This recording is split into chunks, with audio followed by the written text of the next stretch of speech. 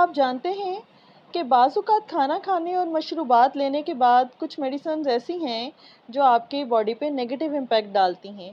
क्या मेडिसिन दूध के साथ लेनी चाहिए? एक ऐसी रवायत जो पाकिस्तान के हर दूसरे घर में पाई जाती है कि मेडिसिन के साथ दूध ज़रूर पिलाया जाता है।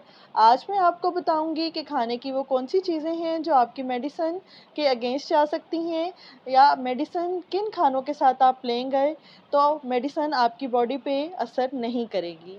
जी हाँ नाज़रीन, आज मैं आपको मेडिसिन और फूड के इंटरेक्शंस बताने जा रही हूँ।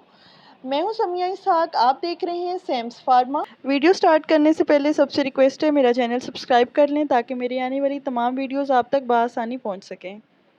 अक्सर आपने देखा होगा कि लोग खाने-पीने की चीज़ों को मिक्स करके खाते हैं, कभी चॉकलेट और मूँगफली, मक्खन और खाने-पीने की इस तरह की बहुत सारी चीज़ों को मिक्स करके खाते हैं। लेकिन अगर हम अपने खाने और मेडिसिन को मिक्स करके खाना स्टार्ट कर देंगे तो इससे हमारी बॉडी के ऊपर बहुत नेगेटिव इम्पैक्ट पड़ेंगे।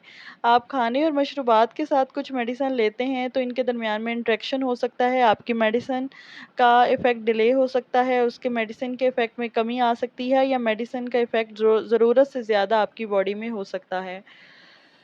फूड आपकी मेडिसिन की बायोअवेलेबिलिटी को कम कर देती है।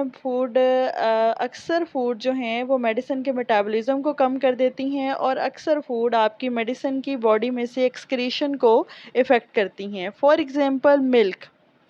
अगर आप एंटीबायोटिक्स ले रहे हैं तो दूध से परहेज़ करें, क्योंकि दूध के साथ एंटीबायोटिक्स लेने से इनकी एब्ज़ॉर्प्शन कम हो जाती है, और ये भी हो सकता है कि दूध इन मेडिसिन के इफ़ेक्ट को ख़त्म ही कर दे। लिहाजा कोशिश करें हर वक्त पानी के साथ दवाएं लें।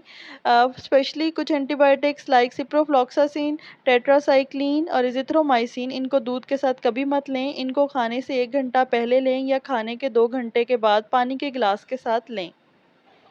It's all for today. I hope मेरी आज की वीडियो आपको बहुत पसंद आई होगी। मज़ीद इन्फॉर्मेटिव वीडियोस देखने के लिए मेरा चैनल सब्सक्राइब कर लें। खुदा हाफिज़।